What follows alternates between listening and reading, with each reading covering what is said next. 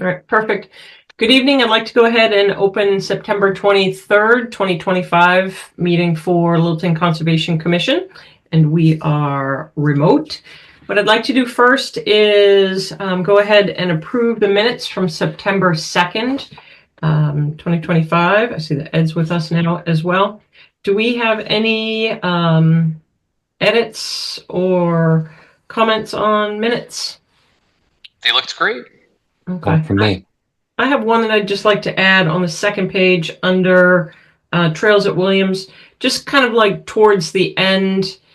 Let's see, where it says the commission was concerned about how this would be enforced. I'd like to put in that Ms. Seward and Mr. Foltz added recent personal experiences on walk and saw very little evidence of erosion or disturbance.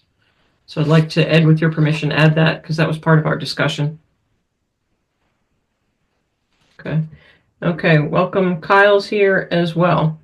Okay, so do I have a motion to, if we don't have any other edits, do I have a motion to approve the minutes from September 2nd, 2025?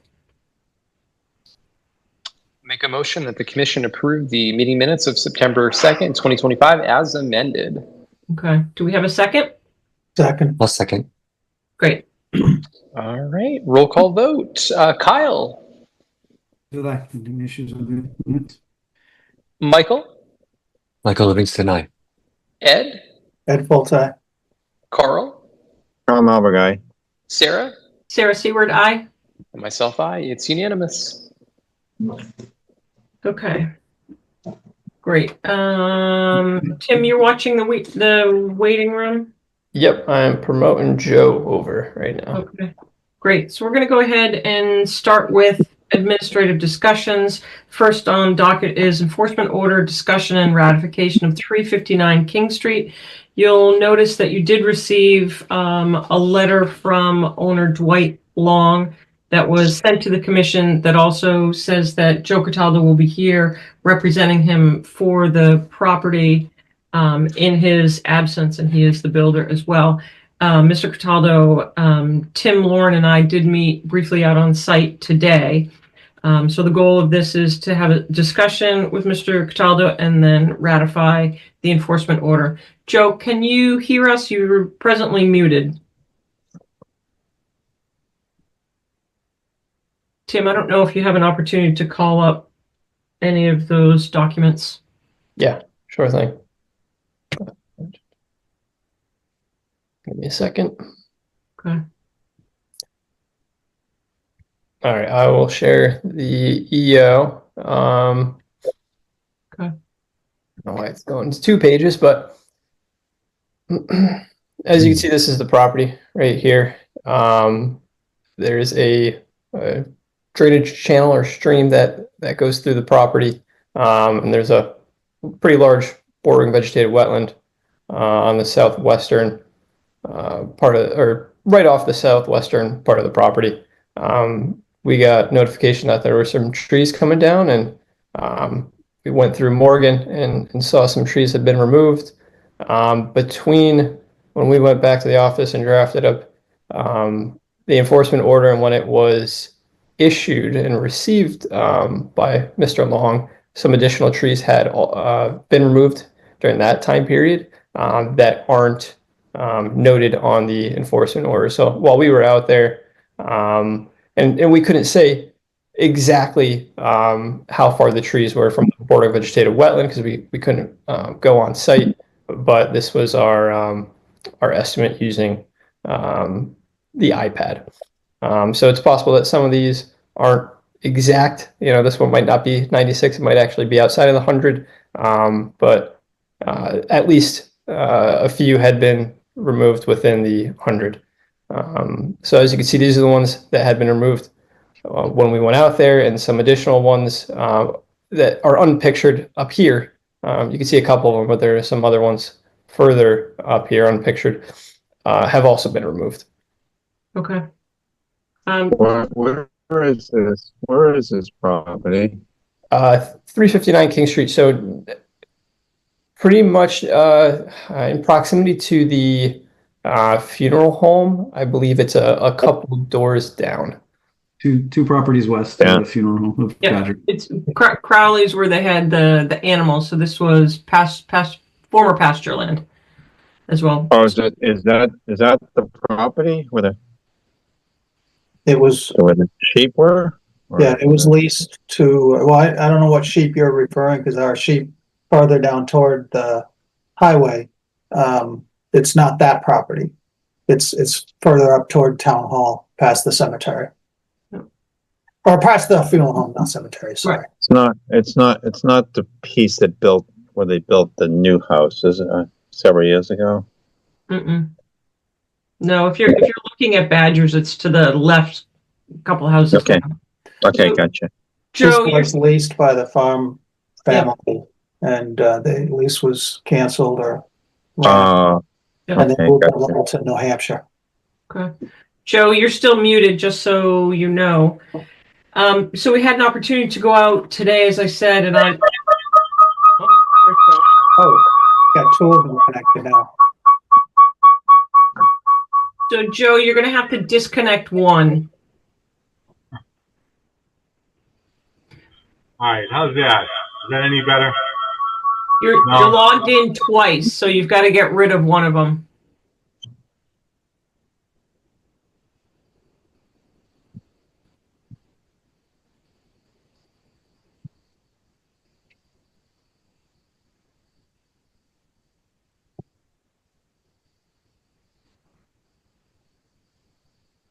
So anyways, I'll kind of carry on in order to keep this meeting.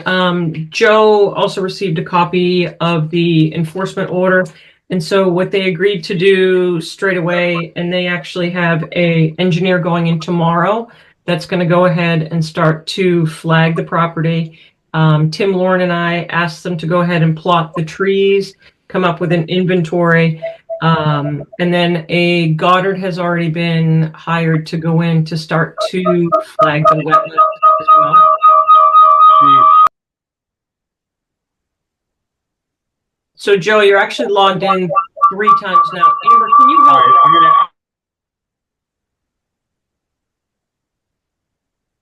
Amber, if you can click him off as a panelist, perhaps. Okay. Tim, feel free to jump in here as well. So my understanding is that they recognize all work has been ceased. The area that the trees are down is vegetated as if it's a pasture.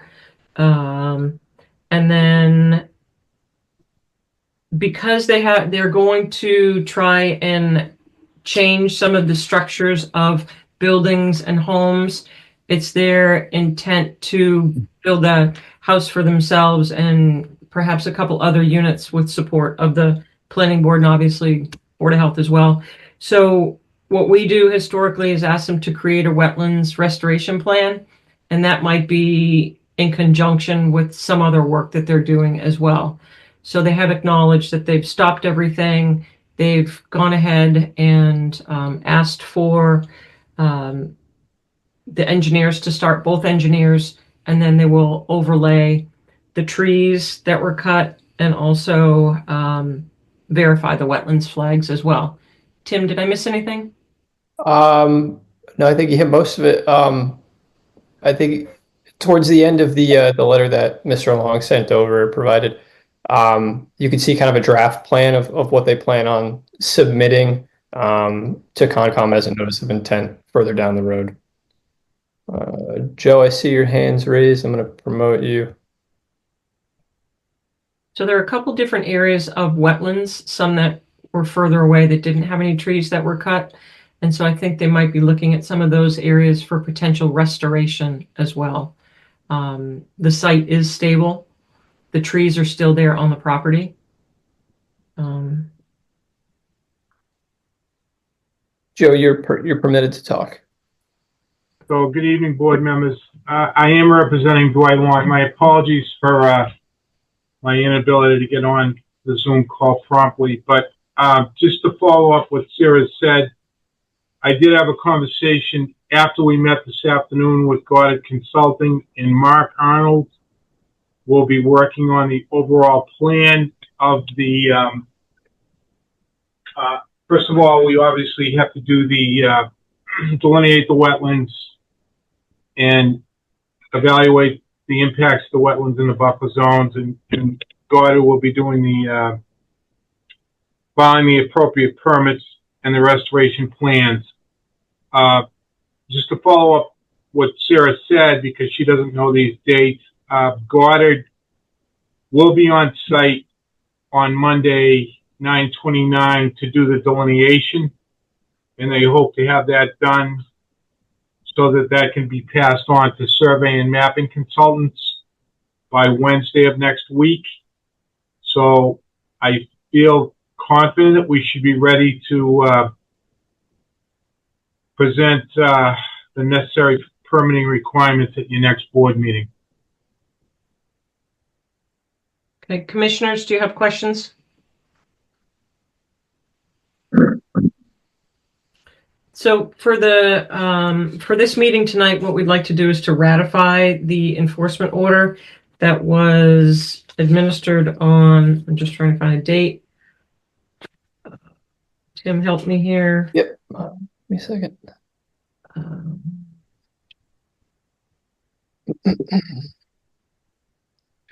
September 10th. Okay. So we're looking to ratify September 10th's enforcement order for Dwight Long at the 359 King Street. Anyone want to make a motion, or if there's further discussion? I'll make a motion that the board ratify the enforcement order for 359 King Street. Second. Okay, thank you. So that's ratified. So Oh, Sarah, we just have to do the roll call roll vote. call vote, right? Yep. Go ahead. Michael, Michael Livingston, aye. Carl, Come over, guy. Kyle, Maxfield, aye. Ed, Ed Foltz, aye. and myself. I think oh, and Sarah. Yeah. Sarah Seward, aye. And myself, aye. It is unanimous. Okay.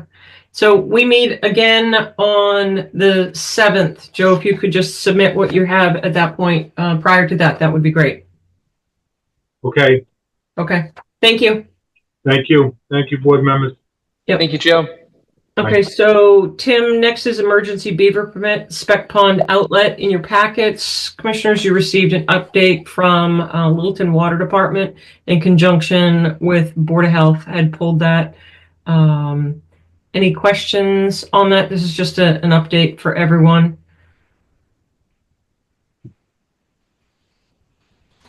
So basically they asked to breach one of the dams and Beaver Solutions had been engaged for that. Any discussions? It is pretty usual for dealing with beaver dams. Yep. Yeah, Yes. it seemed like it. Okay. Next, let's go ahead. Discussion on Williams Trail. I know we opened up a discussion and left it. Gosh, I think probably. I think the way we left it was asking members to go out and if they could take a stroll or have any thoughts on that. And I don't know, Tim, if anyone's here to join that discussion. I don't believe so. If somebody is, please raise your hand. Okay. I do see Alyssa Russell in the audience, our Director of Land Stewardship. Maybe Alyssa wants to join?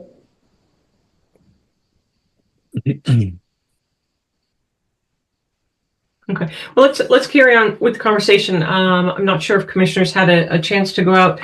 I think it'll be valuable also if we ever get rain to be able to see how the trails are going forward.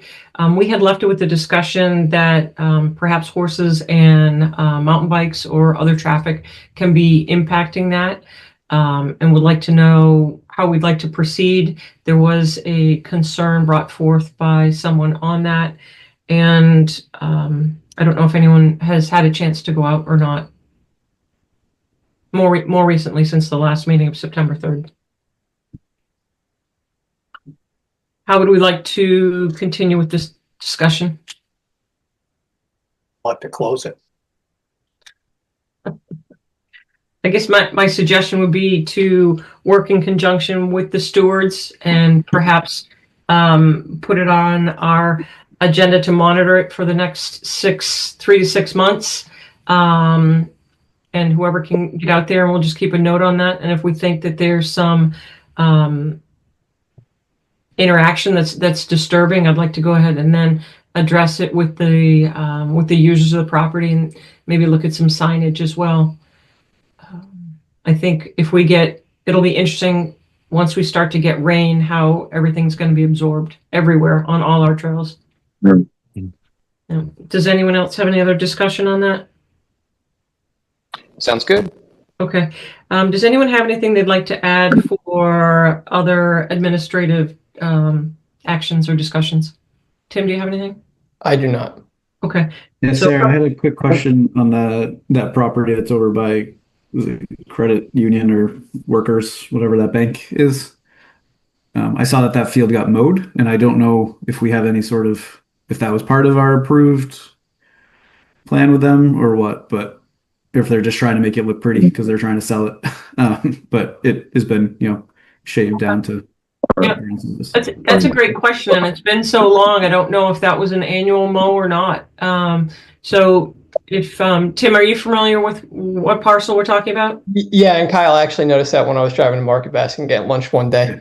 It was actually the day that they were mowing it, and it was a little shocking. And then I went back and looked at the order that was issued, and it is in it might be a condition of perpetuity, but it's in there that they're allowed to mow that annually. And I was looking at previous aerial imageries from previous years, and it has, I think, consistently been mowed around this time. I'm pretty sure it was conditioned that it has to be mowed.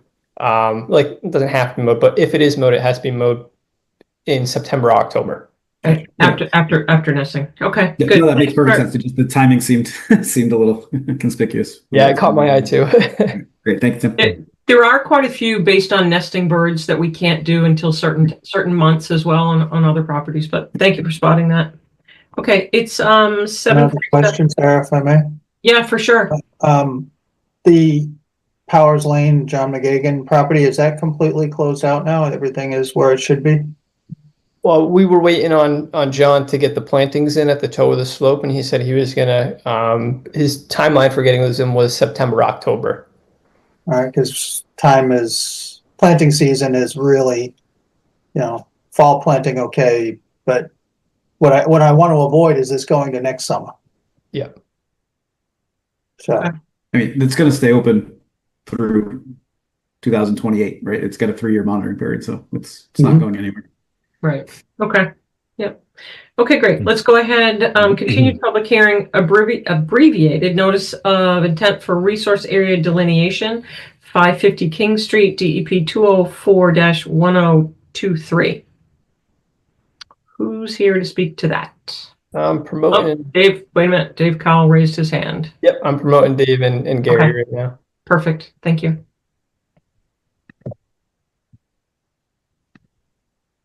Is there anyone else that wishes to come over to this one as well? We've got Gary. All right. Is Gary Armstrong with us tonight? Hi, folks. Yep, I'm on, Dave. There he is. Hey, Gary. Good to see you. Likewise, buddy. All right. So I'll open up again for the public record. My name is David Cowell. I'm a wetland scientist with Hancock Associates here tonight with Gary Armstrong, the applicant. This is a continued hearing in the matter of an ANRAD that we had filed to verify the delineation of 2 vegetated wetlands on the property at 550 King Street. As of the last hearing, I think we were nearing close. It was, you guys had sent this to third-party peer review. Peer review had looked at our wetland lines. They had concurred with us that wetland B, I think, was an isolated vegetated wetland, so it's not jurisdictional as bordering vegetated wetland. And I think the only reason the hearing hadn't closed was that we hadn't revised the site plan. On the A series wetland, there were 2 wetland flags that they had asked us to move about 10 to 12 feet further away from where we had delineated that. So a couple of days following the prior hearing, I did send a revised plan set to Tim Tim, I think I still owe you the paper copy. You guys have the PDF. I will be in your neck of the woods tomorrow, and maybe I can swing by and drop off the paper copies. But if you guys would like, I can share screen and just show you what those revisions were. That would be great. Yeah, like I said, they were very minor. Share screen. Okay. This is it's a 4-page sheet set. The first page is the cover page. I don't know if you guys can see my cursor, but these were the 2 flags that they asked us to relocate. Our delineation between wetland flags 118 and 119 had previously really just followed this elevational contour and come across here. But we did look at this, and this is a spot where I think it's very close in proximity to where this drain comes in, and yep, it jogs out here.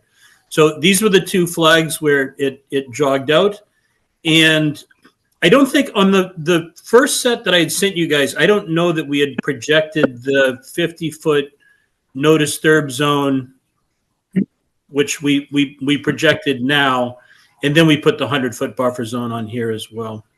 So this was the only revision since the prior hearing that was requested from the peer reviewer. The other sheet sets remain unchanged. So with that, I think I would just turn it back to the commission to see if there's any remaining questions or comments on this, and if the public has any questions or comments, and see where to go from here. Hopefully closing and issuing an ORAD. Right. So thank you for that review. Commissioners, any questions for Dave or for Gary? And then anyone in the audience that might have any questions? If not, if someone would like to make a motion to close this continued public hearing, if they're so inclined.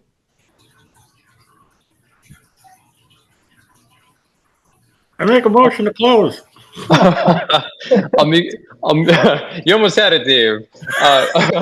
I'll make a motion to close the public hearing and approve the delineation of 550 King Street as presented tonight. DP file number 204-1023. Great. Do we have a second? Second. Who was that? Right. There's 3 of us. Yeah, I had doesn't matter. Carl. Choose Everyone one. seconded. Tim, you got to pick one. I had Carl. Okay. I heard All right. Carl, yeah. All right, Andrew, roll call, please. Thank you. Roll call vote. Michael. Michael Livingston, aye. Kyle. Maxfield, aye. Carl. Carl Melberg, aye. Ed. Ed Bullseye. Sarah. Sarah Seward, aye. Myself, aye. It's unanimous. Okay. Thank you for joining us. Yeah, thanks. Great seeing everyone. Thank you, Andrew. Thank you, Carl, Sarah, all the. Appreciate everyone's time. Thank you. Good luck, guys. Thanks. Okay. All right. Have a good night. Great. Well, thanks again.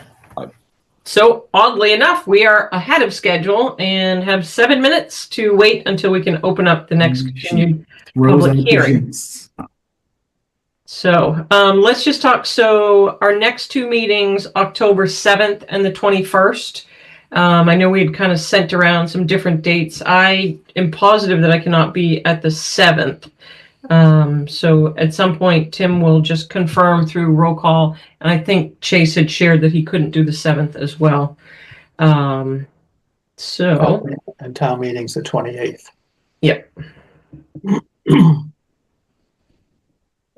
So what are we suggesting then for the 7th? Well, I think we just have to make sure that everybody else can attend and somebody wants to take over, which is usually Andrew. Yes, he takes over a lot. Yep, that's good. And then just a couple other things that, just like with Kyle noticing, I think now where things have been so dry, people are more apt to just kind of cut things and clear things. So if you have any questions or you see something, just go ahead and message Tim or Lauren as well. That would be great. Tim, any other updates you want to bring us up? Anything exciting with MACC? Anything coming up? We are in the process of putting together a notice of intent for believe it's 4 boardwalks over at Webster. We went out with Jim O'Neill and Lyle Webster, walked the property, walked the trails that are out there, and surveyed what needs a boardwalk. And so I think Lauren is working on putting that together. Okay. When do you think you want to put that on for a discussion item? Still too soon? As a discussion item? Yeah. With what purpose for the discussion? No, just to be able to show where trails might go. Just a map. Just the trail. I thought you were talking about the boardwalks. Yeah. We could probably have that on for the next meeting. Okay. The notice of intent, I kind of hoping to push that until the first meeting in November, so it doesn't get on the agenda for the October 21st meeting, since we're having the public hearing for that Lakeshore Drive parcel. And we already have a couple other, I think 2 RDAs are going to be opening that night as well. Okay, great. I don't want that to go too long. The only other thing I have to add is that the state issued their draft environmental impact report for 550 King Street, so I'll be sending that around to everybody. Okay. Just out of curiosity, I know I think it may not have been a great night, but how did the owl walk go, or anybody go, or anybody hear how that went? I believe it had to get rescheduled. Okay. I think it was raining. Okay. Bummer. Okay.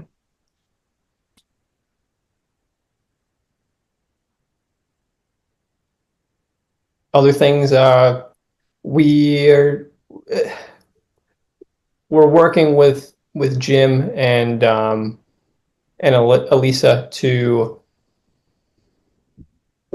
permit and make a connection between Castle on the Trees through our access easement at Hager and behind the baseball field, to kind of connect that so the kids don't have to walk along the street to get from like the schools to Castle on the Trees. But that might be a little later, a little ways down the road. Okay.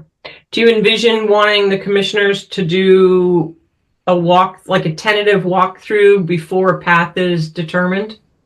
Yeah, I think that'd be a good idea. Okay. So maybe we can throw that on for another time as well. Okay. Do you want to go ahead and move in, although we won't open it, move in who's here for 97 and 99 Mill? Sure. Tomorrow there's a MACC Lunch and Learn how to read a storm water report. Would have helped me for tonight, but that'll be great. What time's that one, Michael? I think it's at 12. Yeah. Okay.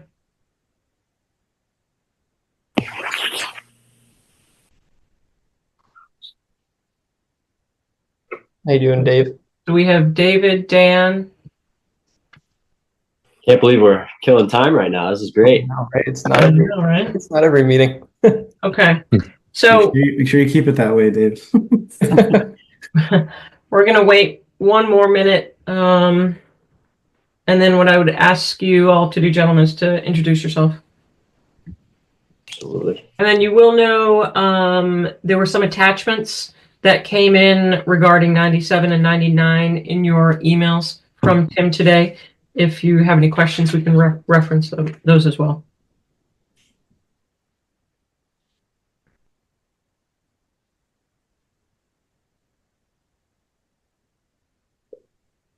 Okay, I'm going to go ahead 8 o'clock and open continued public hearing, notice of intent, 97 and 99 Mill Road, DEP 204-1022, construction of an electrical equipment area.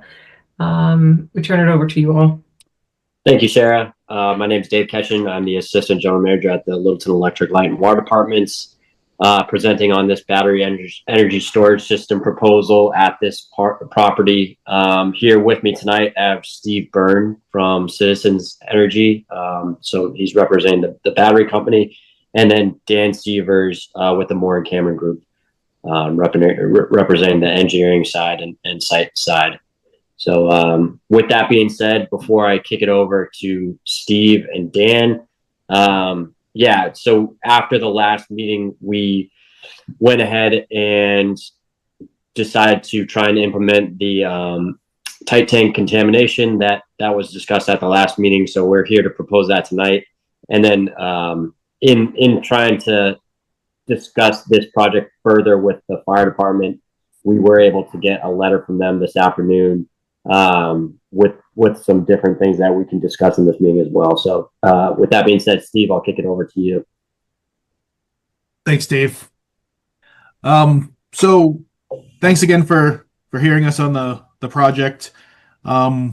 Just want to start with the overview that Dave went, which was thorough, and just kind of explain that we had intended to present a tight tank proposal, as we thought that was what would be something that the commission would be interested in for us to implement. Upon receiving the fire department response, we also would like to show you, even though it has not been sent to you, a proposal that we believe meets their requirements. We had talked through this before, and we're not sure if it was going to be required, so we had not proactively sent it if it wasn't going to be something that was going to be requested from the fire department. So we realize this, makes it probably difficult for you guys to take a decision or make a vote, but we'd like to present that anyway. We could do this in a reasonable fashion. We don't want to take up too much of your time, but we do want to kind of show that we have heard what you've said, and we want to, meet the requirements and, adhere to what you guys are looking for. So probably best if I can share my screen. Is that all right, Tim? Yeah.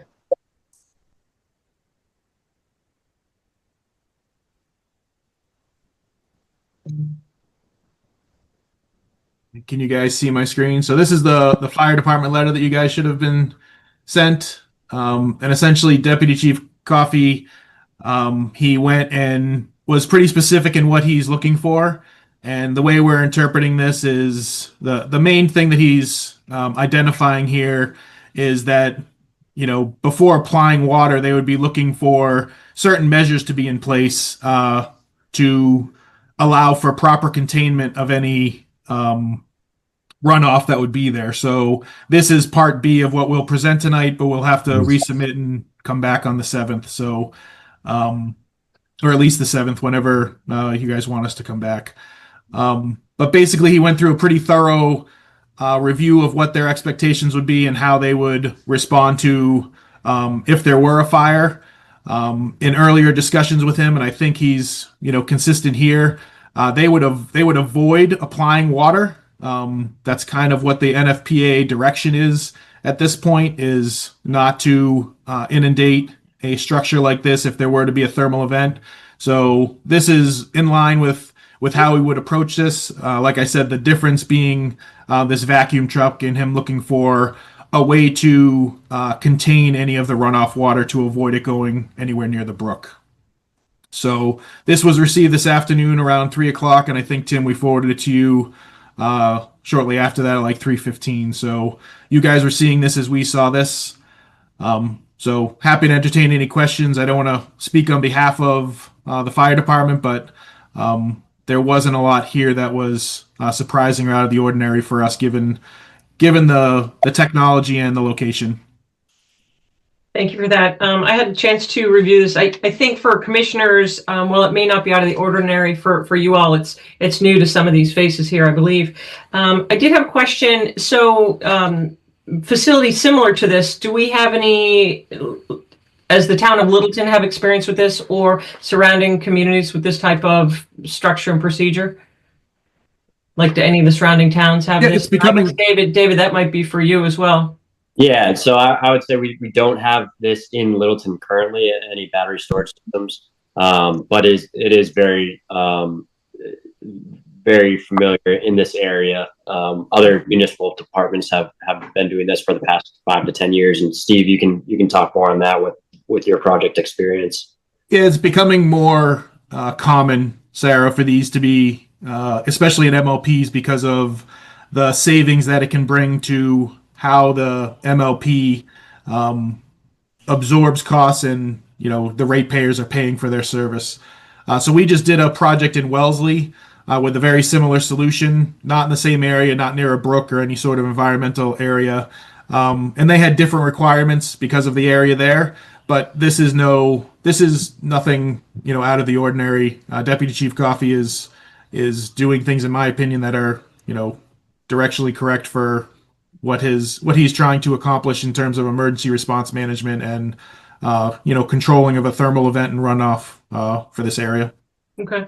I did have a question on the first page, halfway down under LFP strategy, under coordination after monitoring. It says early notification to Light and Water Conservation, Mass DEP as appropriate. I guess my comment and question is, and this is something going forward, is that I would hope that we are first off on any type of notification of any event, in addition to Water Department, because this is such a sensitive area. When we discuss this again, if you could come up with clarification of that, we would be in that first string of notification. Yeah, so there would be an emergency response plan that would have a contact list. So the way other projects, I'm not sure how the fire department would have this set up, but we generally have a fire panel, a central fire panel that has a dialer that goes to a central station that will call 911 directly, and that essentially would then kick off a call list to get everyone notified. So depending on how we want to do this, I mean, we would just set up however we wanted to get this notification out there. We've unfortunately had only one event, and that event was in the state of Connecticut, and everything went, almost as planned. It's a new technology. It's everything new for having a third party ownership or something like this. So with the fire department, we did have a lessons learned, and we are learning from that. But it all depends on how, Sarah, the notification wants to happen. If this happens in the middle of the night, I'm assuming that we'd have some sort of command center, and then those communications would go out, in the early morning. I'm not sure you want to be part of the emergency notification, but there would certainly be a contact list and community outreach. However we want to set it up, that's how we would, get the call list done. Well, we might be a small town, but we're pretty responsive here. I know when we've had spills, we have gotten calls in the middle of the night. So yeah, that's fine. But we'll see what the commission wants to do with that. So, commissioners, other questions for this for people here? At our last discussion, Chase brought up the concern about the environmentally dangerous chemical that we found out about. Yes, and I'm going to get to that. This is I just wanted to go in this direction for the fire department. So this led us in a different direction, but how we were originally coming. Well, before we move over to that, since you're on the fire, what's the plan for containment? I mean, the letter talks about containment, but have you not yet put containment in place, or? No, Ed, I think he's getting to that because that's the second attachment that was sent in that email. Okay, because right at the bottom it says runoff control, so that's why I was. Yeah, the vacuum truck and the runoff control is part of what we haven't submitted, which we're going to show you. We'll show you here what we've done so far. So, all right, fair enough. Sorry, we're on the same page. Thank you. All right, so originally, prior to, like we said about the fire department requesting, sort of that runoff containment, which wasn't surprising, but it wasn't anything that had been brought up. We were aiming towards how to contain, as you just mentioned, Ed, the chemicals that are inside that could potentially leak outside. And what we had worked through was, I think these numbers may look familiar, but the total liquid volume within each container is about 50 gallons. Each container, on top of having it being sealed, has a containment barrier that can hold approximately 58 gallons. So this containment barrier is accessed through a drain valve on the lower side of each container. You can see the drain there. So this was something that the commissioners had, voiced a concern over. Chase had mentioned, how do we know how this is going to contain everything? So what we had proposed prior to hearing from the fire department was to add in a tight tank.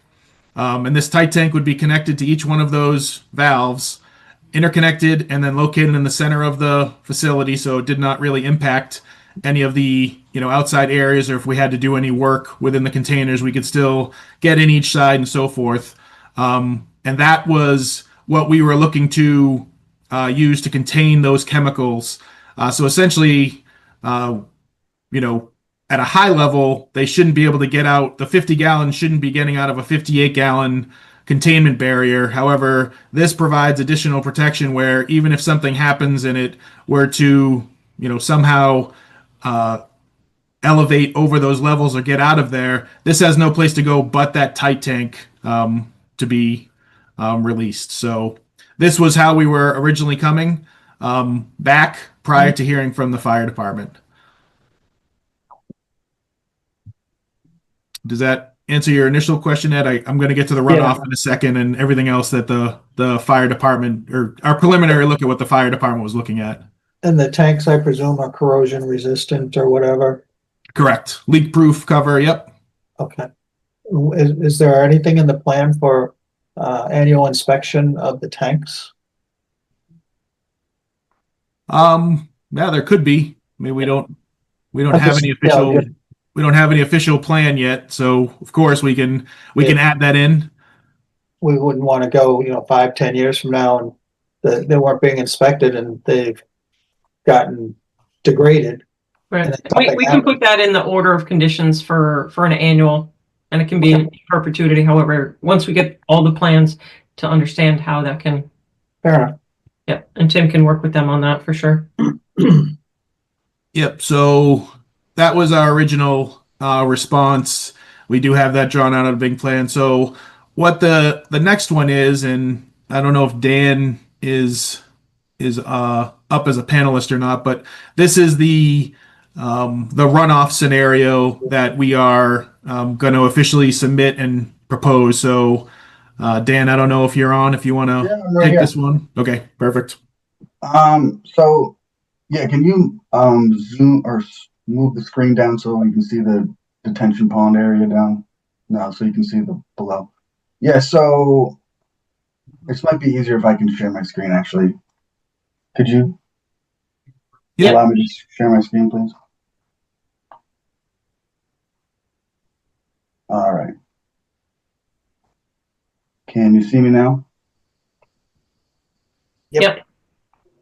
Alrighty, so this is the battery energy storage system enclosure area, as we've been talking about. From our response, we're hearing from the fire department. The plan is not to spray water, but in the case of water being sprayed, containment of the water around the enclosure is important, with the brook being nearby. So from a containment standpoint of stormwater, in this option or proposal, let me show you, let me run through this first. So we're proposing basically a containment curb around the enclosure, in addition to a impermeable liner that will envelope basically the entire stone below the batteries and basically make a volume of space for that water, if it were to hypothetically be sprayed, to be contained within the enclosure. In this detail, we kind of call out what kind of hard to see here, but at the low point of the enclosure, we're proposing a perforated PVC pipe that will allow water to settle down to the low point of the enclosure and be directed towards a detention basin nearby the enclosure for storage and potential mobile treatment unit to come out and vacuum treat any water that has been sprayed with potential contaminants from any potential fire. So with this design, as you can see, this is where we are proposing a PVC pipe to be set at the low point of the basically enveloped containment area that will drain during normal stormwater events or rainfall events. Water will drain through the stone, end up at the low point, and be picked up by the PVC pipe and come an outlet towards a detention pond where it can be stored for potential treatment and basically buy more time for the emergency vehicles and mobile units to come out and either vacuum the water out and treat it, or potentially remove the stones or soil, or it'd be stones because the detention pond would mainly just be riprap with an impermeable liner as well.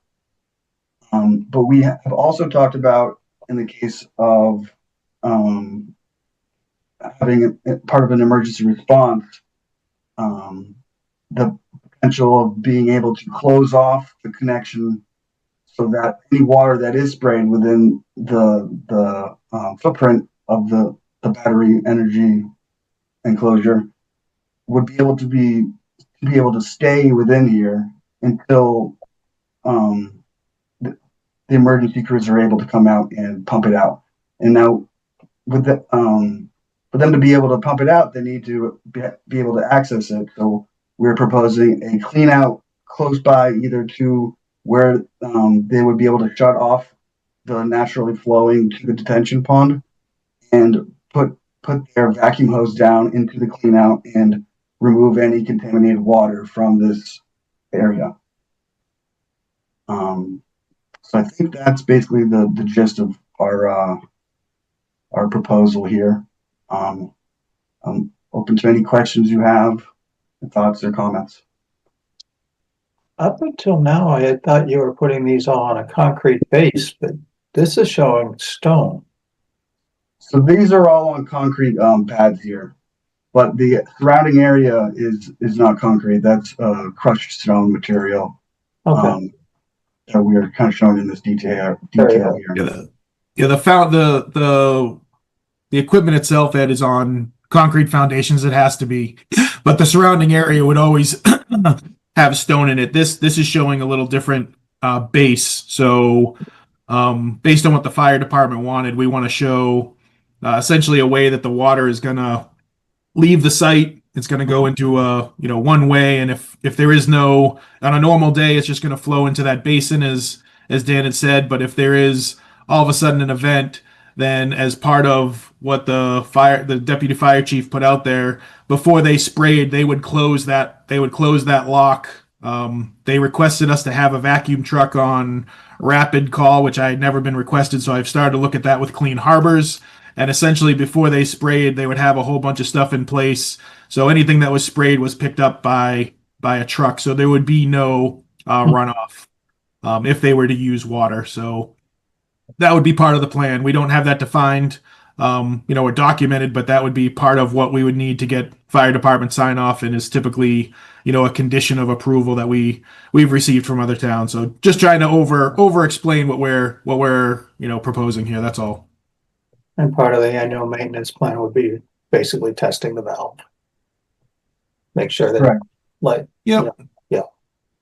I know the shut off on my kitchen sink froze up because I didn't keep testing it. So. Okay. Other commissioners have any questions? Yeah, I actually have two. When I read the fire department letter, it seemed like there was a distinction between using water in the surrounding area just to keep it cool versus actually hosing down the equipment. Is that the case, or have I just read too much into it? But I don't want to speak for the fire department. My understanding is that they would have a different approach if they were just cooling the surrounding area versus if they were spraying water to extinguish the fire. I believe that's correct. Okay. I'm not sure if they were, it'd be their call if they were to need the valve to be closed and have a truck there, or if they would just allow the regular water to flow, because it would just be, cooling like it would be raining, only it'd be, from a fire hose instead of, from the air. But yeah, but just not in the stone and not in the enclosed area, just around it to keep it from getting too hot. Yeah, Michael, that's how I understood it as well. I think their goal is a more defensive approach to let the batteries suppression system do what it's supposed to do in a best case scenario. Okay. And my other question was for that containment area, is that enclosed or is it open? And I'm just wondering if it rains and it fills up with rainwater, do they have to empty that out first before draining from the enclosure? Are you talking about the catch basin?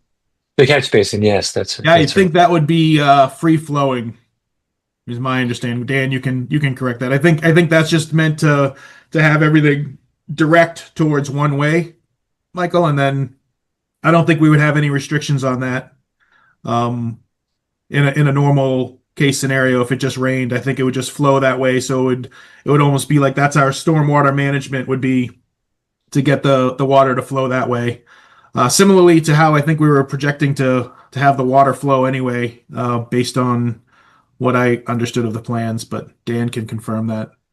Well, I'm thinking more in terms of an emergency.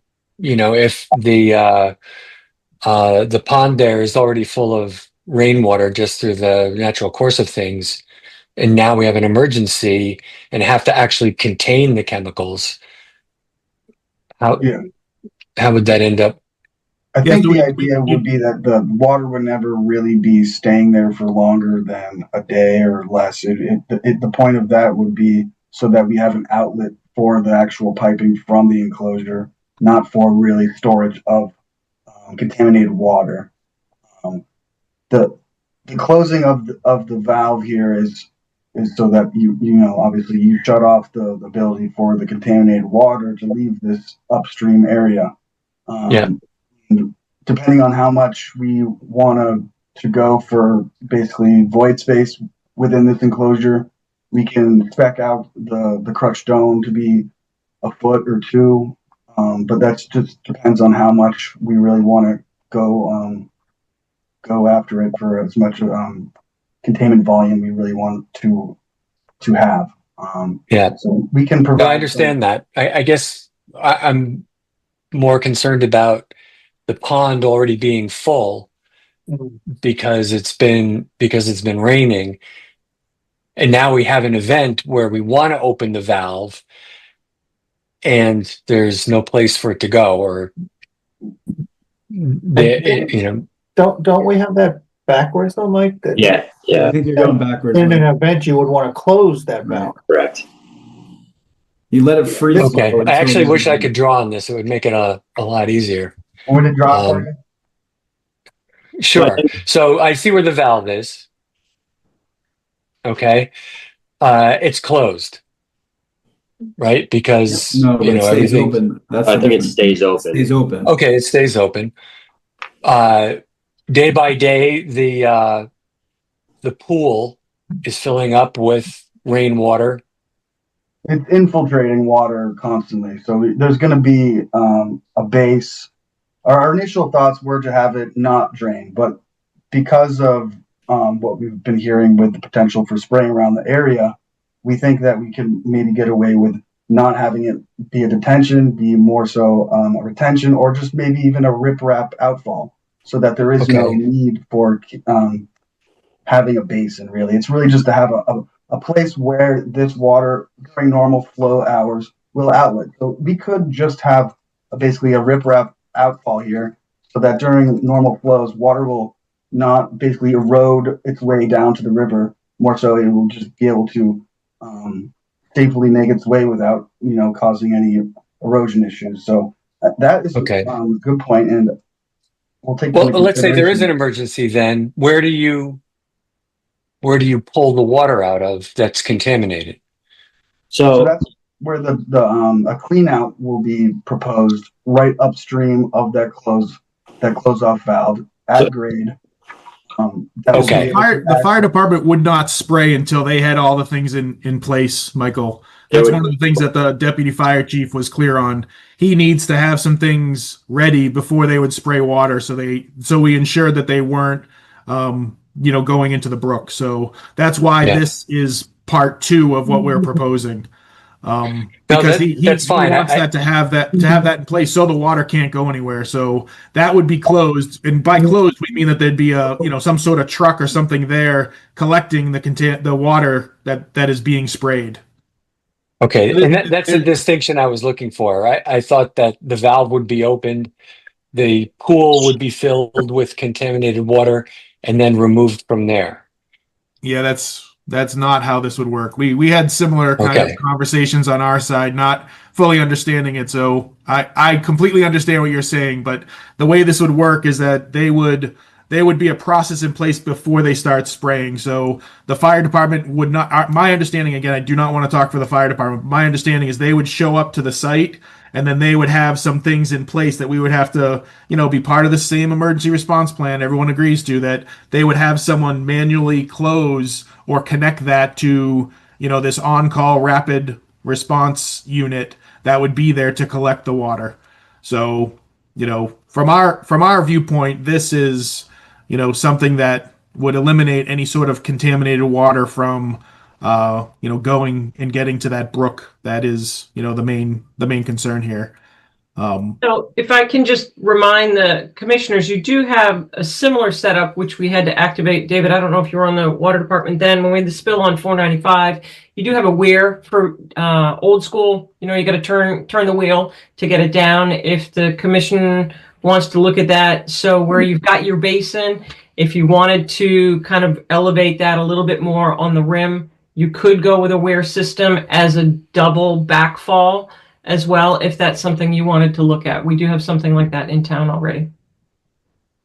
Yeah. That is basically what we were initially thinking with. I think you mean kind of the same thing with a weir being able to have the water come out over. Right. So it would be right at the end of the, yeah, exactly. So this is the low point and that would always be open. It's just like another thing that you just have to test and be able to shut it. So just something to think about. Okay. Commissioner. Yep. Can I just mention one other thing, Sarah? So before closing, I just want to throw out there, I am not sure if the commissioners feel that the tight tank and this piping would be necessary from the fire department's perspective. They want this is where they were, their recommendation was. So I would just ask that when we come back, that would be something of a discussion point, just to see if the tight tank would still be required. Absolutely. If there is containment within the containers, and then we have this in place, then do we require both? Right. I appreciate that. It's been a healthy discussion. I think it's a good. Unfortunately, you didn't get it in time enough, but I think it behooves us to kind of be able to digest this a little bit further as well. And you guys did say that Chase was not going to be there on the 7th. So if there is any way for us to, get his thoughts, because he was the main person that was, raising this concern. For sure. And we can ask him to look at this recording and get some feedback back to Tim or back to me. Okay. Can I ask you more questions? I haven't had it. Yep. Go ahead, Kyle. So I definitely appreciate this approach, the bathtub that you've created. My only question, I haven't seen any sort of details on you creating a perimeter. I don't know what that perimeter is. I don't know the size of that, the height of it. What's going to be the volume of this bathtub you created? So I appreciate that detail, but it doesn't show how high. Like, I guess it's 8 inches of crushed stone. Okay, I didn't see the 8-inch. So has there been any sort of calculations to say, especially now that you have some information from the fire department where they've laid out some volumes? I certainly haven't tried to do any quick calculations here, but if they're throwing down 50,000 gallons or whatever the numbers are that they had in their report, is there a concern that this bathtub fills up and would go over whatever your containment berm height is? So is the berm around the outside is only 8 inches as well, or is there a higher impermeable? Yeah, so I get the crushed stone is 8 inches, but is the edge, the sides of the bathtub, is that only 8 inches? Your slopes. Yep. Yeah. Am I correct though that if the fire department's pumping 60,000 gallons of water, before they do that, the truck or whatever it's called would be over by the valve collecting all that water, and so it really wouldn't matter how much they pumped as long as that truck can handle that much volume. Provided the truck's there, yes. Yeah, thank you. Right, exactly. I couldn't care. That's great that they say that there's going to be a truck there. Truck breaks Well, down on the side of the road or something. It would have to be, or they couldn't do it. Yeah, so Kyle, unfortunately, I don't think we have the answer on the technical question that you were asking, but our understanding, we haven't talked to Deputy Chief Coffey, so again, I don't want to speak for him, but my understanding is that their intent is not to extinguish, any sort of fire and do the level of, gallons per minute or whatever they had in there. Those are some stats that he was showing out there, so we need to confirm with him what level he is looking for to have containment here, because you're right. I mean, his comments say that they would need the truck to be in place before they would start spraying. So, does that mean there's more than one truck? Because you guys know the size of the truck. If they spray it, whatever those gallons per minute that they were saying, or whatever gallons per hour, we're going to need a line of trucks that are there to extinguish this. But my understanding is they do not intend to have something like that where they're trying to extinguish this like a car fire in the middle of the highway. So we need to confirm that. So the intent here was not to get into the specifics. It was really to bring you guys up to speed on where we are, and we can come back and if you guys have specific questions about this that come up, then let us know. We can have some of those calculations and a better understanding of what this would actually be able to do, and if it meets what the fire department is looking for. So we still have some work to do with the intent here, which I was trying to say on the outset, is just to give you guys as much information as we have, because we delayed the last meeting so we could have some of this information. We got it late this afternoon and just wanted to show that we are, here's where we are. Here's what we're doing. If there's some things that we can tell you, these are things that Chase, I guarantee, will ask you volume, like even the volume of that infiltration basin, right? Like, will that hold the amount of stormwater that would be collected inside of your 8-inch or inside of your containment area type thing? Stormwater calculations are a big part of what we look at when we're inside of our resource areas. So we just want to make sure we're controlling what we contain. So this wouldn't be a stormwater really thing. This is a fire response. Well, but no, on a regular basis, it's going to control stormwater, right? On any time it rains, it's going to collect stormwater and bring it to your infiltration basin, correct? Yes, we just talked about having it as a riprap outfall with actually not using any storage capacity, just for free flowing water. So this is isn't really what we're going to be presenting next week. This was just what we had on to basically show you what our kind of draft or ideas are of the things. And bring up it's helpful, and then we'll try and everyone, just as I said, can take this time to digest and come up with other questions, and you all can formulate more for the next meeting as well. Yes, and as far as the tight tank versus this option goes, I don't believe it would be a good idea to have a tight tank with this, just because of the proposed liner situation. I'm not sure how that would work with having a tight tank and a liner. Yeah, you're going to compromise your liner by having to put a penetration through. There's no way you're going to have a tight tank with a liner. Yeah, obviously we're not going to have just 8 inches of crushed stone. We're going to have more substantial void space that can basically hold as much water as we want, while being able to pump out and treat that water with the emergency vehicles. So we're going to come back next week with a lot more information, a lot more calculations, and hopefully have it nice and teed up with everything that you're looking for. Okay, great. Thank you. Have a nice evening. Thanks, guys. Thank you. Okay, it's 8:33. 8:33. We're going to open the 8:15 continued public hearing. Notice of intent 64 Beaverbrook Road, Lot 1, DEP 204-1018. Construction of a shared driveway. And then following this, we will have Lot 3. Who would like to speak to this? Ryan, you're muted. There you go. Can you hear me? Yes. Right. If you can introduce yourself, that would be great. Absolutely. Yeah. For the record, my name is Ryan Vickers. I'm a civil engineer with Dillis & Roy Civil Design Group. You guys are probably used to seeing Greg Roy here present this project. Unfortunately, he can't be here tonight, so I am trying to fill his shoes, which are tough shoes to fill, but I will do my best. I have been working on this project throughout the permitting lifespan, but I just haven't been presenting it. He has. I will be sharing a plan at some point. I know the last hearing that we had for this project was in July 8th, where Greg Roy was covering some of the major plan-related revisions that came from the initial opening hearing. And then at that point, we were waiting on peer review from Green International because this project is being filed concurrently with a stormwater for a stormwater management permit. And since July 8th, we have received the peer review comments from Green, and we have addressed those comments and have updated the plans accordingly. And those plan-related revisions are in the plans that are in front of you now. So if we want, I can go over just those revisions, or since it's been such a while, I can go over the project in its entirety. Whatever works best for you guys. Commissioners, up to you, but my first thought, Ryan, is because it has been a few months, do a cursory overview and then go through line items on what the comments were. Commissioners, what would you want? Yep. Sounds good. Okay. If you can share your screen, that would be great. Absolutely. Bear with me.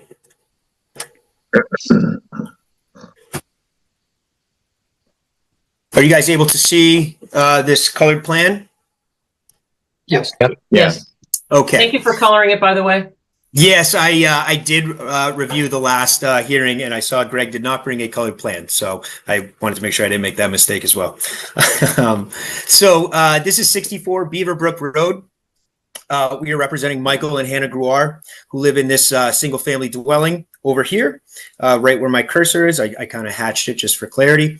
They have a paved driveway and access out to Beaverbrook Road here, out on the right. They approached Dillis and Roy to have us pursue a driveway, a common driveway here that you'll see to access a substantial portion of their lot area that's located in the rear of their lots. You'll notice there is a wetland system that bisects their property from the front to the back. So this proposed common driveway does include a wetland crossing. There's no other way to access the rear of the lot, so unfortunately, we do have to go through that wetland. The common driveway would provide access to 2 single-family houses as proposed. Hold on. And as part of this, we also have a stormwater management permit because in the town of Littleton, I'm sure you know, if you're greater than 1 acre of disturbance, you need to apply for the stormwater management permit. So because of that, we have 2 stormwater management areas proposed, which were just peer reviewed and revised.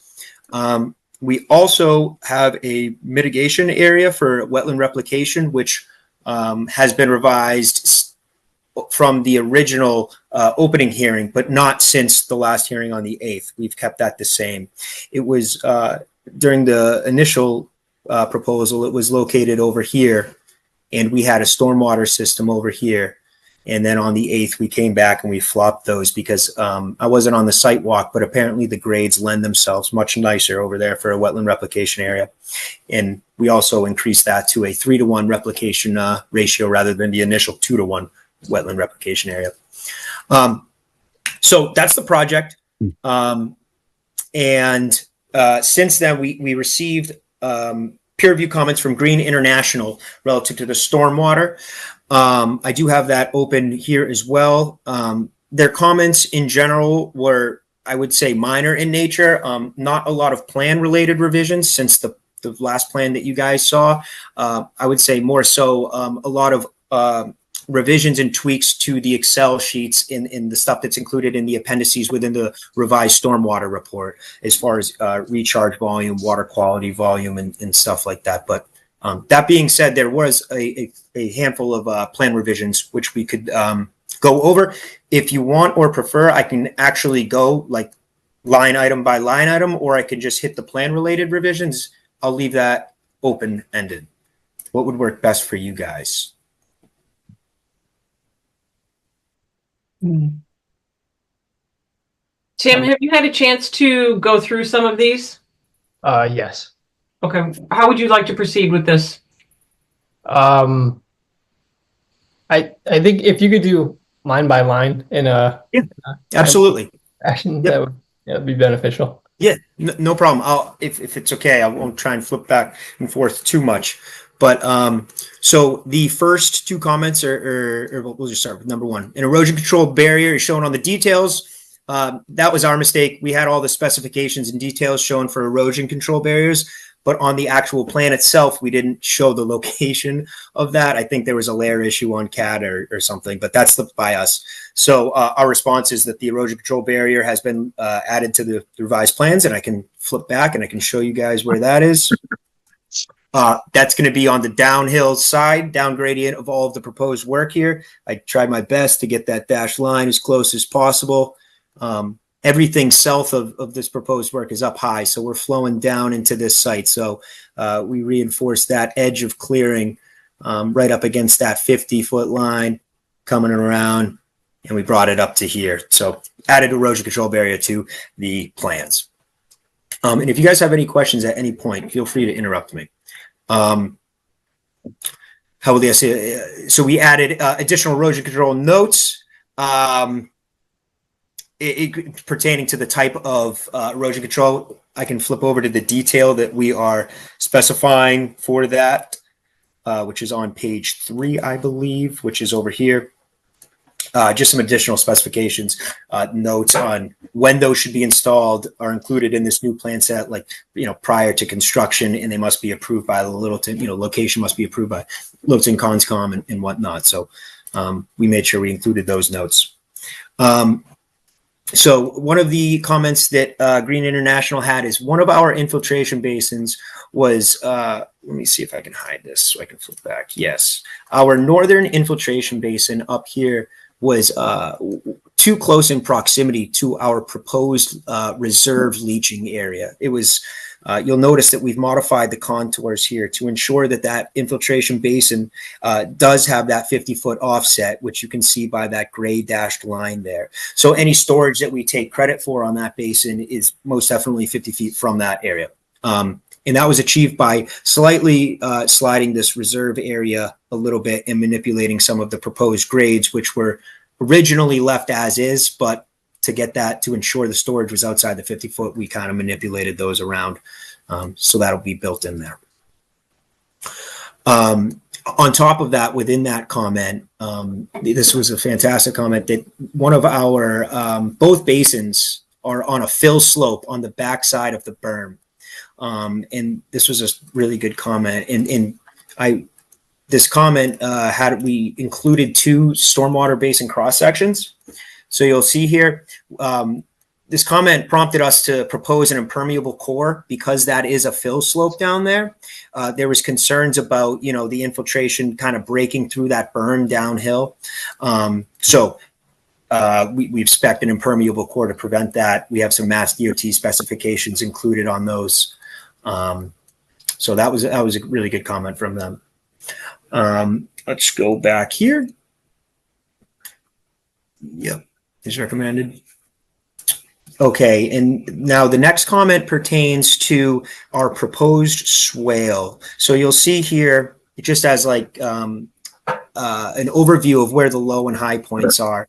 I know Greg touched upon this, but I know there's so many lines that, you're coming in on this common driveway, and this is kind of coming down at a gentle slope. And we've proposed a curb along that northern side to add a gutter line that originally dumped into this little infiltration basin. But what we've done now is we've kind of beefed up our TSS removal, which I will get into later in the comments. But so that's a low point there, and that's in the next low point is down here. And we have this this portion of the driveway. We have this super elevated to dish into a grass swale, as you can see on those grades here. There was this comment requested us to extend this grass swale all the way over to this basin berm to ensure that runoff from the driveway would not bypass that berm there from the 242 contour. When we addressed this comment, I wanted to stay out of the, there's still disturbance proposed within that 100-foot buffer zone, but the tie-in grading with that swale and extending it would have created a lot more disturbance if we carried that swale in And so to combat that, we ended up just proposing a field inlet with a deep sump catch basin at the end of that grass swale to convey that runoff over to a sediment forebay, which is new, but we'll get into that. But rather than extending the swale, we added a field inlet there, which we thought was more preferable in terms of added disturbance and to ensure that runoff would make it to that basin. The last one of the last comments here on this first section is this was just a minor comment about one of our outlet control structures. We had a silly configuration of a 4-inch orifice going out to the pipe. So I can show you that on the detail version. We're talking about this outlet control structure right here on this basin. I'll show you what we revised it to. Let me switch over to that plan where we have all the, here we go. So we now have, we're looking at this here, this outlet control structure. So this outlet pipe coming out of that riser is now revised to 6 inches. It was a 12-inch pipe with a 6-inch orifice drilled, which hydraulically doesn't make much sense. So we got rid of that orifice and just converted that to a 6-inch outlet pipe. And I'll keep running down the list here. So drawdown calculations were not initially included in the submitted stormwater report in the first place. And that's because, and I know Greg was bringing this up, is that this project wouldn't trigger Wetlands Protection Act stormwater standards, given that it's only, it's 4 or fewer units. However, pursuant to the Littleton local stormwater bylaw, we do need to be compliant with all of the standards. So with this revision that you see here now, we have brought this project, to my understanding, fully in compliance with all of those stormwater standards. So something like the drawdown calculations, we asked for a little bit of relief for because our basins were originally a little bit smaller, and we provided the calculation and it was a little bit higher than what was required. So we went out there and we did testing on site to ensure what type of soils we were dealing with. And we provided drawdown calculations in the revised stormwater report to ensure that both infiltration areas will draw down and dry out within 72 hours as required in the stormwater management manual. So following up with that, this is kind of a similar answer. The recharge calculations have been updated and included for both basins. Again, we needed to get some test pits done to figure out what our design infiltration rates should have been. They're actually better than what we first expected. We thought we were dealing with some sea soils out there, but our test pits was actually showing some sandy loam and loamy sand out there. So we're working with some B soils out there. So with that, and then some tweaks to the outlets on elevations, we were able to meet the required recharge volume for this proposed project in full compliance, including water quality volume of 1 inch, which is fantastic. Yeah, so that's number 2. And then, water quality volume, we just talked about that. And as part of Littleton's stormwater bylaw, for new development, they do require 90% TSS removal, which is 10% more than the 80% that's required by the state. But Littleton has 90%, which can be a little difficult. But so what we did, again, I was talking about that we kept the same low points, but we introduced deep sump catch basins equipped with a hood. And those deep sump catch basins, and this is pretty much one of the bigger plan related revisions that has been before you now, is that we added the deep sump catch basins into a series of sediment forebays, which will then overflow through an emergency spillway into an infiltration basin. And that BMP train, when you do add it up, you get to up to 92% efficiency doing it that way, which is much more than we originally proposed with just sediment forebay into the infiltration basin. We now have 2 additional treatment practices and a structural one. So that's always a safe bet there. And the O&M for this project has been updated to, for a deep sump catch basin and sediment forebay to ensure that routine O&M procedures happen. So with this site is now providing a 92% TSS removal on all the paved area because it's all being captured within those low points and being distributed into those ponds. The following comment is related to the grass channel, which we were taking credit for as a TSS, like a treatment device. Well, in this iteration of the plan, as I described, we introduced that deep sump catch basin at the end of the grass swale. So rather than designing this swale with a lot of depth and volume, it's just a conveyance method to get down into the deep sump catch basin where it will receive its primary treatment now. So that is comment 10. I should have been listing these off. I apologize.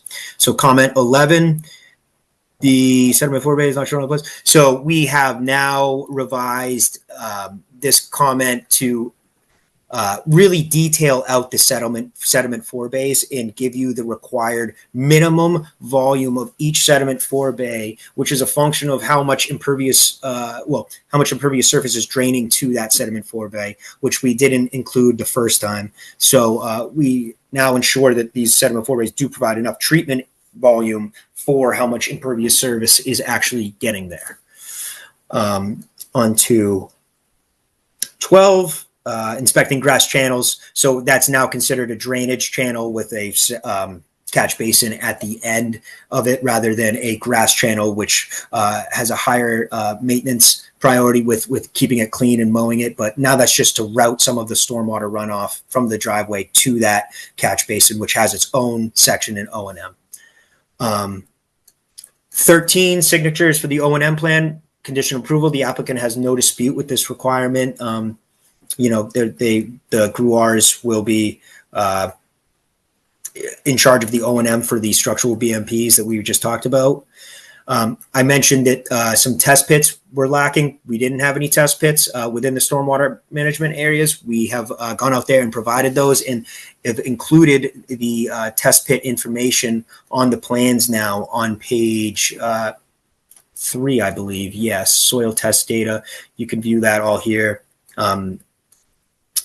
Like I said, a lot of the texture is sandy loam, loamy sand, sandy loam. I think that's all of it. It was good to do those to ensure that groundwater would not be an issue out there with our stormwater management areas. The one at the corner there was actually no groundwater or refusal or modeling encountered on that one. Up along the northern one, we got estimated seasonal high groundwater at 236.6. Bottom of pond is 239. So we ensure the 2-foot offset there. And because we're within, you need 4 feet, but if you're within 2 feet, you need to provide a groundwater mounding calculation to ensure that the infiltration won't pull up that groundwater through the bottom of your pond. We have included that calculation in the revised stormwater report, which it does not pond more than, I forget the difference between 230, 230, it won't poke through 239 elevation. It stays below the bottom of our designed pond. If you want that number, I can go pull that up and look at it. The checklist was included in this submission. Again, it was our fault. We didn't include the Massachusetts stormwater checklist on our initial filing because we were under the purview that this project doesn't trip state, the Wetland Protection Act standards. But then it was on me that locally you do need to include all of this. So, again, we brought this project into compliance with the stormwater, all 10 stormwater standards, and included that stormwater checklist for compliance. Our modeling had been increased. Our 100-year storm event increased to 7.98 inches. That was one of the comments from Green. So our basins, we wanted to ensure the capacity of the basins, and we wanted to ensure that there'd be a foot of freeboard within each one of those basins. I forget where. I am positive that we do provide a foot of freeboard. I forget where I narrate each elevation, but on the 100-year storm, we do provide a foot of freeboard in both basins, meaning your ponding elevation is a foot below your top of berm elevation. That's something Green will definitely be looking for. and this was a similar revision. One of our previous basins was undersized where we didn't have that foot of freeboard. So, with the revisions mentioned, better test pits, higher infiltration rates, and then, tweaking the basin's outlet and whatnot, we got that to basin 1 to have a 1 foot of freeboard. Here's a comment. The watershed plans indicate there is one discharge point to the north instead of indicating multiple discharge points because there's multiple wetlands on site. And I'll bring up the map here. He wanted us to clarify why the wetlands were not considered individually as discharge points. So with the colors, your wetlands are the solid dark blue line. And I have it when we analyze this property, everything's kind of flowing from south to north. So on our watershed maps that are included in the revised stormwater report, we consider kind of this northern property line as design point A, which was used to analyze the flow coming off the site. This comment is asking, why didn't we analyze this as design point A? This is design point B, and then this larger, wetland design point C, and analyze them separately. Our response to that is that off this property, there's a really large wetland over here. It's a map DEP wetland right off this property, and all of the areas flowing to each one of these pond or wetland areas most definitely is tributary to that larger wetland there. So really, our design point A is that larger wetland that all of these flow to, which would you'd have one design point rather than splitting up this this whole property into 3 design points. It all does flow to one direction. And then the final comment is a comment regarding our area of analysis for drainage. We did initially we cut our analysis off for studying the runoff along the project perimeter on the property lines. With this revision, we looked to the south because the south is higher. And we went out there and confirmed some survey and some topo to understand how much of that southern area was actually draining to the property, and especially the areas in which are draining to our proposed stormwater basins to ensure that those basins have enough capacity to withstand the runoff coming from those areas. So those updated watershed maps are included in the revised stormwater report, where you can see the subcatchments have been expanded to each basin. And that was long-winded, but if anyone has any questions, please feel free. But those were all of the comments that we addressed from Green International.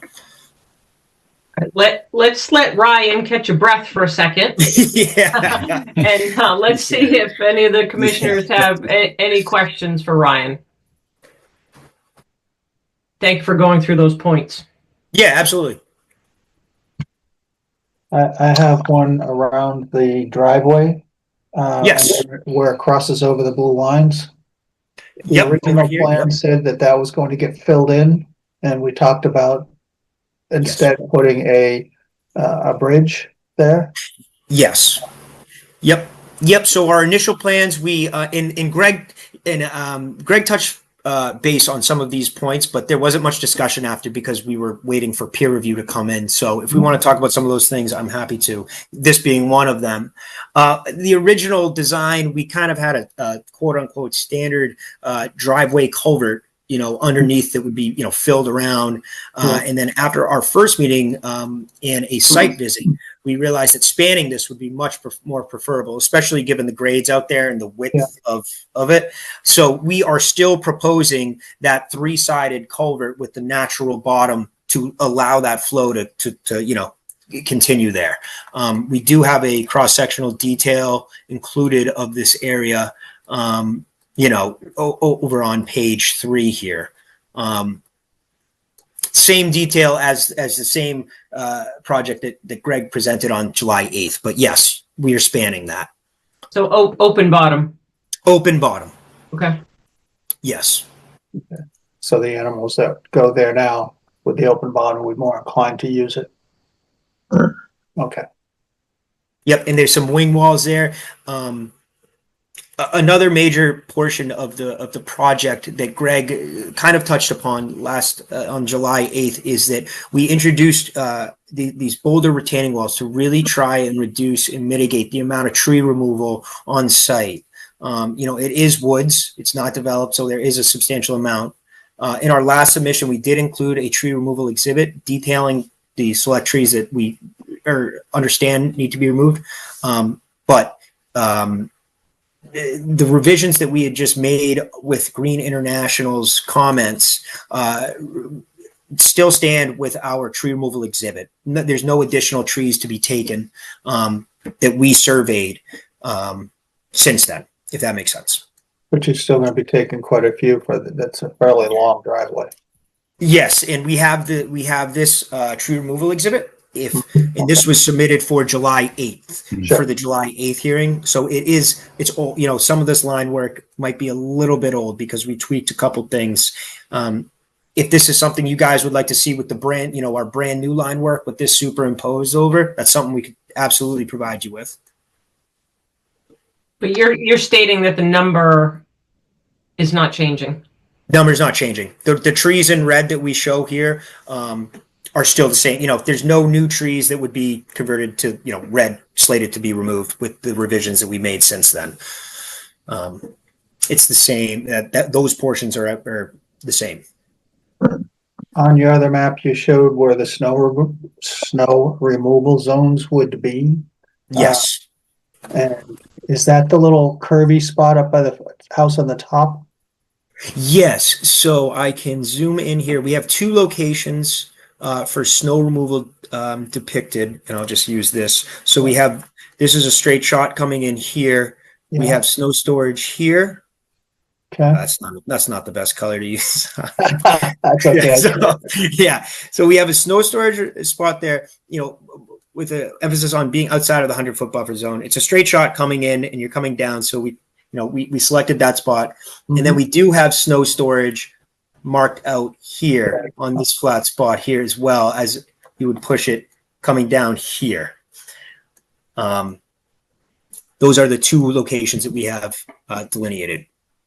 So what part of this is going to be lawn? Okay, so and I'm asking specifically around fertilizer and getting into the wetlands and all that. So, okay, yep. We have indicated here, we have the proposed limit of clearing here. It's tough. The green is tough to see, but I'll make it darker. Maybe I can make it a little darker there. So everything inside of this line, it's still tough to see. I mean, I can use a highlighter, but everything within here is slated to be lawn, rather than the restoration areas, depicted over here. We have the wetland replication area, and we have a whole detail with some overseeding and wetland friendly plants there. But as far as the basin and the areas up gradient of those towards the houses, this area is supposed to be lawn area. So your snow storage relative to the size of the driveway seems rather small. I mean, look at all the driveway they're going to be plowing. And you've got these two little spots for snow. That doesn't feel like it's going to be big enough. You're coming, you can't see my finger, but you're coming from all the way from the right down the driveway, right? Splitting off to go to the house up on the top. The one on the bottom, he only gets really the long section of driveway for the most part.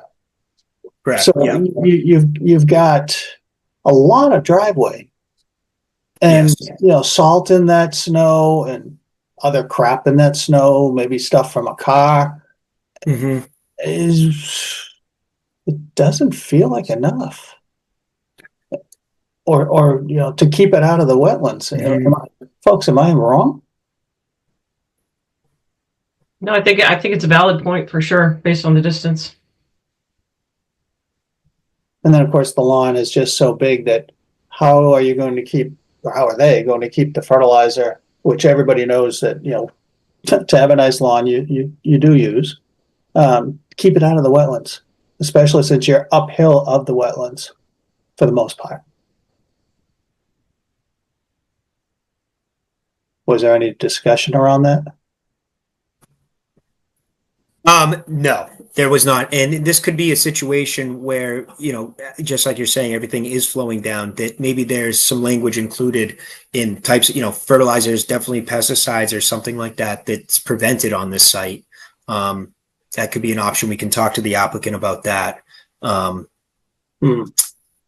But everything is, a lot of this area that is flowing down towards this larger wetland will be picked up by this swale and brought over to the infiltration basin.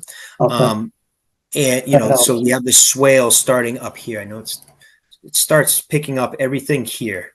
Sure. So, you're coming down, even like here, you'd be coming down and you'd be hitting this swale, and then you're going right down this swale into this area here where it's then discharged into the basin. And we do have an O&M which kind of describes when to clean those things, right? And when to perform those procedures to ensure that they're still, working at efficiency.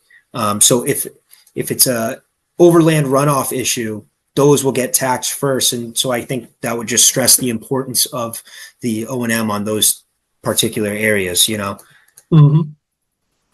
right. Well, I'm not an expert on how much that can handle, if that's enough for the lawn, but I do feel that the snow removal is way too small. Okay. That's something we can definitely explore. And Ed, also looking at that lower snow removal, I can almost guarantee that it's going to melt, walk over the driveway, and then freeze. Oh yeah. I know this area very well, and they're going to use salt to minimize that, a lot of it. I'm just saying it. Maybe I don't know what consideration could be made, but I'm sure that that's what will happen. Particularly if this is they leave all the trees that are there. Okay. That is something that we will explore, and I'll have to get back to you on that. Okay. Good. Other questions or comments for Ryan? So I'm just. Yep, I'm sorry, Sarah. No, I'm just curious. Yep. With the tree removal and the driveway, the crossing, everything going in within the 0 to 50, has a waiver been submitted for this? A waiver request? Yes, a waiver request has been submitted for lot 1, which is where that work. Again, this is an NOI for lot 1 and lot 3, and I kind of just blasted through both sites there. Yep. But the waiver request was submitted with lot 1 for that disturbance within those areas pertaining to the wetland crossing. Yes, I believe that's something, Tim, you reached out for early in the process, and we got back to you on that. Ryan, what was the justification for the waiver request in this instance? Jog my memory. So the wetland totally bisects this site. So there's no other way to access this rear of their property. So we chose a location that is the most narrow, part of that wetland to minimize that disturbance as much as possible to access the upland area in the rear of the site. So we believe that we're, with this design is the we're trying our best to mitigate the damages there. I see. I'm just curious because usually it has to be public health, public safety related in order to work within that particular area. I don't know how the rest of the board feels, but I'm just looking at this plan and I'm like, how does this compute? And I think it might be nice to have Tim could recirculate that waiver so that we could read that, Andrew. That's a great point. So my reminder also is that we do have, so we're talking about lot 1, which some are in conjunction with lot 3. So Ryan, when you're ready, I'd like to close the lot 1. Yes. And then open the lot 3 while they do run kind of simultaneously. Yes. Understood. Yeah. I'm sorry for the confusion. No worries. So with the applicant's permission, I would like to continue this hearing on lot 1. If I have that permission, we would close it. Okay, so we're going to close that, and now we're going to open the continued public hearing, notice of intent, 64 Beaverbrook Road, Lot 3, DEP 204-1019, construction of shared driveway. So if you can tell us now some of the nuances of Lot 3, which does not require a waiver. Correct. In your words. Yes, and Lot 3 does not require a waiver. No work within the 50. It's held, that was part of the July 8th revision, is that we did have some grading spilling into that 50-foot wetland offset, but we have since pulled that out. So there is no grading or any alteration within that 50-foot offset. And the only other disturbance within the buffer zone is associated grading with a septic area and the stormwater management area, as you can see highlighted by those yellow areas over here.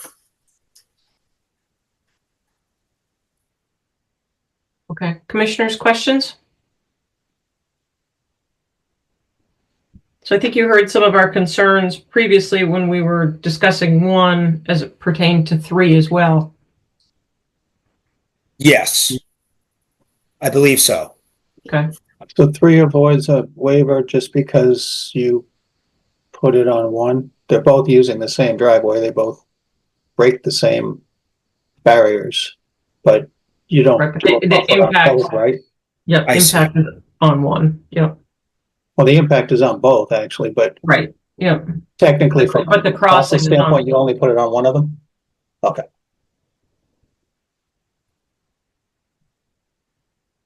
Yes, yeah. When we submitted that, I took that literally and figured the disturbance was on Lot 1, which would need the waiver request. But I do understand what you're saying. Yeah, I mean, Yeah. I don't see us approving 3 if we don't approve 1, right? If we don't grant the waiver with 1, then 3 doesn't get constructed. So Understood. Your 2 yellow lines by the main driveway, the left one is 100 feet, the right one's 50 feet? Sorry, could you repeat that? The 2 yellow lines that you've got there. Yes. Yes. The left one I can read is 100 foot. Okay, Yes. the right one is 50 Yes. foot. Okay. Yes. I thought that, I just wanted to confirm that. Thank you. Yep, no problem. Sorry about that. Mm-hmm.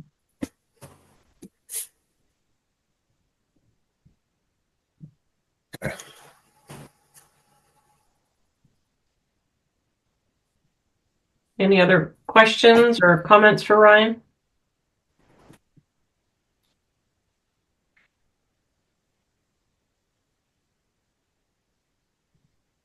Hmm.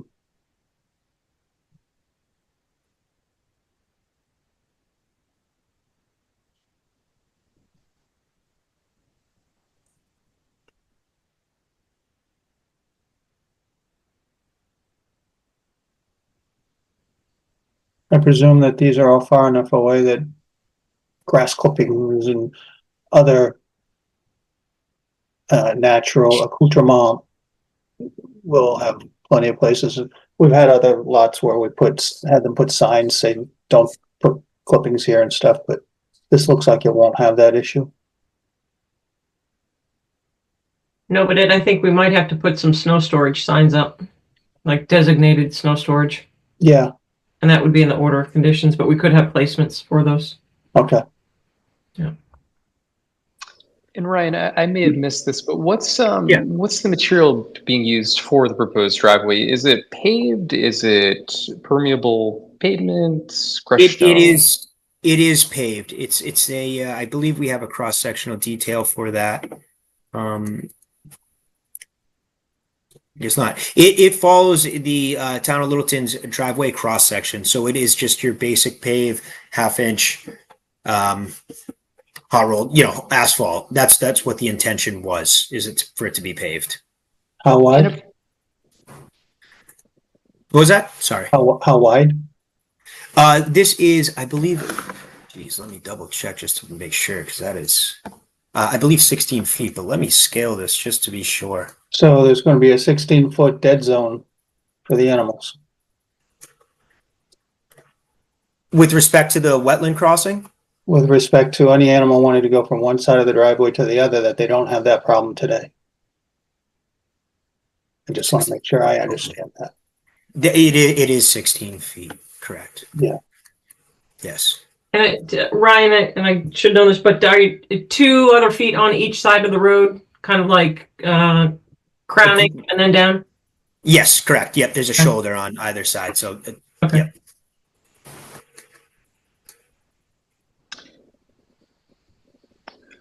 I guess I'm just kind of still hung up on this.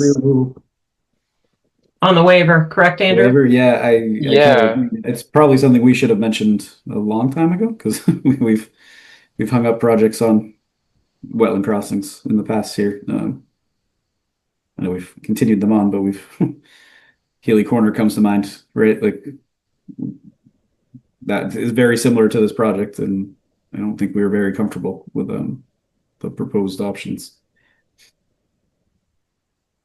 I am curious, and I had just written down some notes in terms of if all other options have been looked at, is there an economic impact portion of that waiver, which I don't think there is, but I think we can start to look at that a little bit more. Ask Tim to kind of dive into that a little bit. Didn't we find that on lot number 1 that there was some building down in the picture down below it? Would there be any kind of driveway situation that could bypass the wetlands by coming out that way? Probably not, but I'm just asking. I know that there is a development south of this, but as far as ability to connect to it, I can't answer to that as of right now. All right. But noted. I think there's quite a steep slope there. Yeah. As well. It does go up there, yeah. You can so it maybe not an option, then I just appreciate it. All right. Have we discussed, we've been focused on this, the work inside the 50 and wetland area, and there's a replication area, but have we talked about any sort of plantings, or that tree removal plan is pretty significant? The amount of trees that are being cut from resource areas, right? You got to take every tree out where that whole lawn section is. Yeah, I understand that we haven't talked about any sort of replacement or replication of that, correct? Ryan, have you presented that at all to us?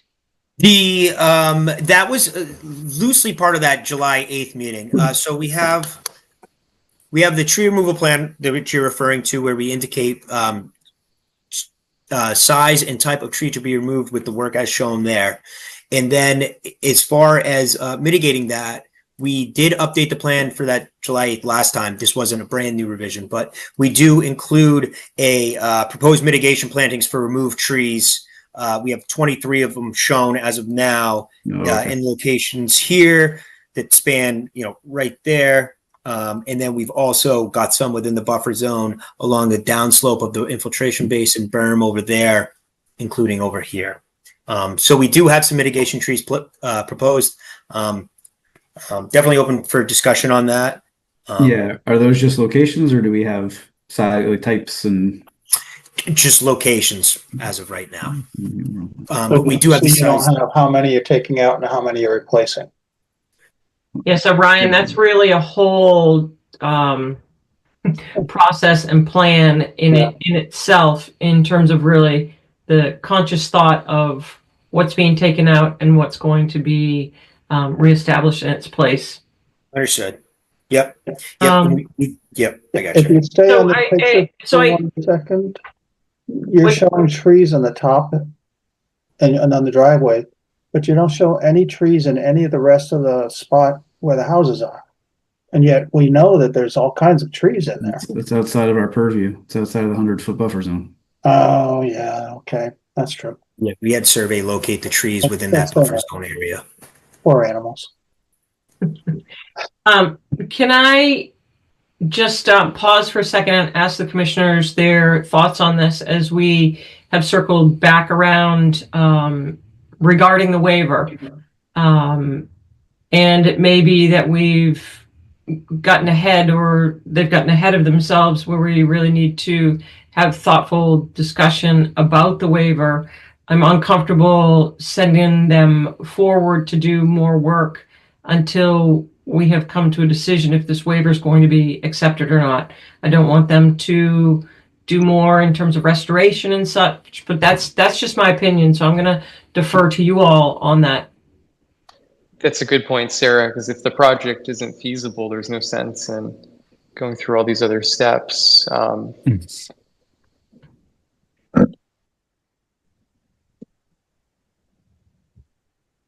Anyone else feel the same way? Well, waiver is a big part of the project, so it would seem it needs to be at least considered to be almost approved before spending a lot more money. Other commissioners? I'd like for everyone to voice their opinion. Could you just review what the basis is for the waiver? Yeah, I was going to ask the same thing. Their response right now, so for house the actions in the public interest necessary to avoid taking, necessary to prevent a safety hazard or water dependent. It just says, given the configuration of the BVW relative to the site, there is no other alternative access to the site. So it doesn't really answer the question other than. But there is no other alternative access to the site, correct? Like I said before, there is that development. The grade might be a little It has steep, to be but- within, I believe it has to be within the ownership of the applicant. Okay. Tim, are you there? Yep. Thoughts on this? I know this was something that I brought up in our initial discussion with Greg and Ryan and Marn. I can certainly look into this more, and I mean, you can make the argument that the wetland replication being a 3-to-1 ratio is in the public benefit. I mean, you guys can ask for a revised waiver that kind of details that section a little further. Sorry, I think Kyle had mentioned that this is very similar to Healy Corner Yeah. proposal. I agree with Kyle on that. I believe there were other options with them, though, in terms of access. They did have. I think you're right, Sarah. I think they hadn't done as thorough of a job exploring alternatives, and that was where we got hung up before the project kind of fizzled out for a bit. So, with your permission, I would like to task Tim, and perhaps if there's another commissioner or two that would like to be, or one or two, not three, commissioners that would like to kind of just delve into this a little bit more, just to look at the historic piece as well, so that Ryan, we can help guide you if it is a revision of the waiver, as Tim had mentioned. I understand. Yep. So I think certainly to take our comments and feedback from tonight, but I would hope, do the commission feel that this is a good path for us to, before we task them to go more forward on this with development, to make sure that we have a clear path for a waiver? Seems reasonable, and they've heard most of our concerns, right? So if they want to continue forward with the comments we've made, then that's right. And know that ultimately we are going to need a robust restoration plan. Yes. Okay. So with your permission, Ryan, we would continue you to the next meeting, which is October 7th. Okay. Yes, I agree. Okay. Thank you. Good evening. Alrighty. Thank you. Take care, guys. Yep. Bye-bye. So it's now 9:23. Do we have anything else that we want to address? If not, may I have a motion to close September 23rd, 2025 meeting? Sarah, there continue to a later date list has a couple of enforcement orders on there. What happens with those? So those are ones that Tim kind of keeps a rolling list on. And so there are some that may be in waiting to bring forth, restoration plans or vegetation. Yeah. Okay. Yeah, it's a great question.